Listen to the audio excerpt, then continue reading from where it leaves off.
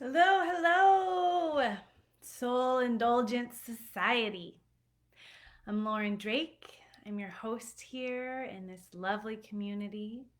I'm also the creator of the Soul Indulgence Program.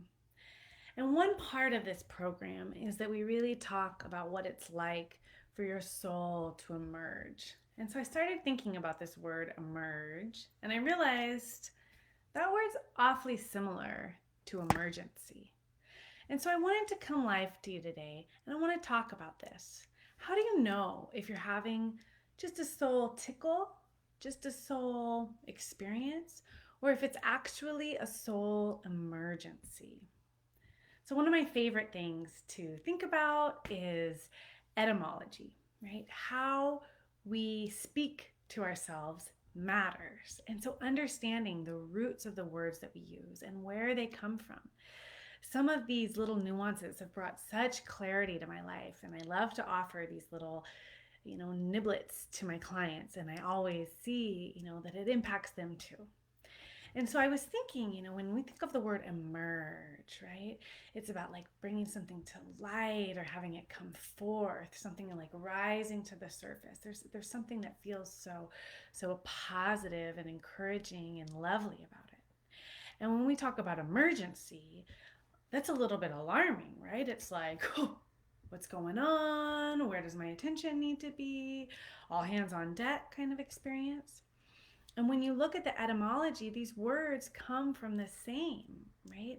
And they actually both do mean about something coming up unexpectedly, where emerge is about something that how it actually comes to light. Emergency only means here's an unforeseen circumstance that's rising up and it requires attention, right? And in our common parlance, right, we have there's like an urgency with emergency, right? About okay, let's deal with this now, right? And when it's a soul emergency, sometimes it doesn't mean, oh God, let's deal with this right now, but it means absolutely you have to listen to me. So, for those of you watching, or for anyone watching the replay, I'd love to hear about some soul emergencies that you've had in your life. Maybe it's something you're having now, or maybe it's something historic. Because I've had those emergencies. I've had those emergencies, and they never start as an emergency, right? It starts as some truth that you know, but it feels uncomfortable to admit. And as women, I think so often that uncomfortableness is because it's going to impact someone else, right? If we say no to a job or to a relationship or to taking on extra, tasks at home, we're concerned about how that's going to impact someone else. And that comes from a place of love. And it comes also, if we get deep with it, it might come from a place of people pleasing and a feeling of like our worthiness is attached to our productivity in the world. And there's all of those layers. But from a really gentle place with yourself, it can come from this spot of love. But when we turn away from that, when we don't listen to that, then it has to speak up louder and louder until it can become an emergency. And so this is true for me, right? I have a story about my first serious relationship where I did not want to be in the relationship. I knew it. I knew it right from the beginning. He told someone else that I was his girlfriend, and that is not what I wanted. And inside, my soul said, hell no! But outside, I didn't know what to say. I didn't want to hurt his feelings. I didn't want to make a scene at the party.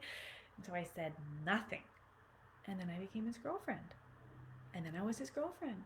And then I was trying to make it work until finally my soul just had to speak up so loudly and so fervently and so urgently and say, this is an emergency.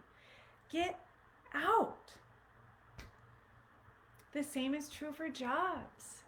I used to work at Amazon, and before I worked at Amazon, I did not want to work at Amazon. I knew that I didn't want to work there. I knew it wasn't the right fit for me. But it was, the good thing to do. And I was still so entrenched in that programming, that, societal programming that says you got to do the things. This is a good company. It's good money. It'll look good on your resume. And so I did it. and it was sort of okay. I could convince myself that it was okay, that it was good enough. But my soul knew that it was wrong. And so my soul had to get louder and louder and louder until it was like, stop! This is an emergency. This is not for you. And so I want to offer today that if we listen to our hearts right from the get-go, it never turns into that emergency. If we learn to listen and to tune in, and we have that ability, we had it when we were children, but we then turned it off, right? Because of all of this societal programming, because of how our families raised us, because of what society told us, because of, the American dream, right? You go to work, you get this kind of job, you find this kind of person, you get married, you have kids, like whatever that story is for you. We turn off that listening, that in-flight navigation system that we have. I was thinking of this story for me when I was a kid, and I would make wishes over the railroad tracks. Did you do that? Did you? Oh, hi, Angela. I'm glad you're on here. And so I always made wishes over the railroad tracks. And I think it was something like you touch a screw in the car, right? So there was one right by the handle, so I would touch that. And then I would lift my feet up and I would hold my breath and I would make a wish. And I always wished for the same thing. I wished for all the Playmobil in the world.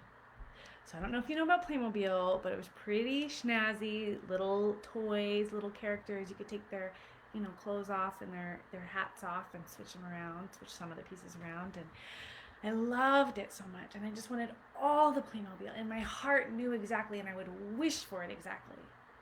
But then, after I got off the railroad track and I came back to real life, I felt guilt. I felt so much shame and guilt about that I hadn't wished for world peace, that I hadn't wished for all the kids in the world who are hungry to be fed, and I'd feel so crummy about myself.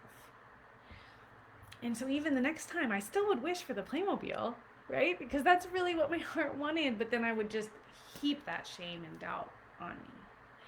And I used this because I was maybe 8, right? Like, I was young, but I already knew that what I wanted was somehow bad, right? That what I wanted was somehow flawed and whatever. And who's to say, maybe I would have gotten all the Playmobil in the world and maybe I'd be in a different place today, right? Maybe I would have, who knows, from that abundance, shared it with all the hungry kids in the world, right? And not that would have solved the hunger problem, right? But if I would have followed my heart, right, and I didn't have that shame, things might have been different. If I would have followed my heart with that first relationship and I didn't have that shame and guilt that I was gonna make him uncomfortable, God, I would have gotten years of my life back. And a lot of damaging traumatic experiences wouldn't have happened. If I hadn't taken that job, I could have continued on the path that I was on, which was a path toward my fulfillment, and not have gotten derailed for another couple years before I finally came back to it. And so I want to offer you today, if you're watching this video, there's something about this that speaks to you. There's something about this where you know that there's a tug on your heart that's asking you to do something, some want that you have. And you're not going for it because of some sort of programming, some sort of trauma that you had, or some sort of societal or family messaging that's telling you why you're not good enough to go for what you want. How wanting what you want somehow makes you bad. And that's not true, because your soul doesn't lie to you. Your soul tells you what you want. And by going for that, you can prevent yourself from having to have these urgent emergencies, and you can just allow what's coming from your soul to emerge into your life. And so my gift to you is to join me for a soul alignment session. And so this is completely free. This is something where we can sit down and we can talk about what's going on in your life and what your soul is really being called to do. We can identify which of the 3 main obstacles are keeping you from the life that you long to live, and we can make a customized soul alignment plan for you. And at the end of that, if we seem like a good fit to work together, I'll tell you what it's like to work with me. But otherwise, this is just this offering that I have because working with women is what lights me up in the world. And I love lighting you up. So talk to you soon. Bye.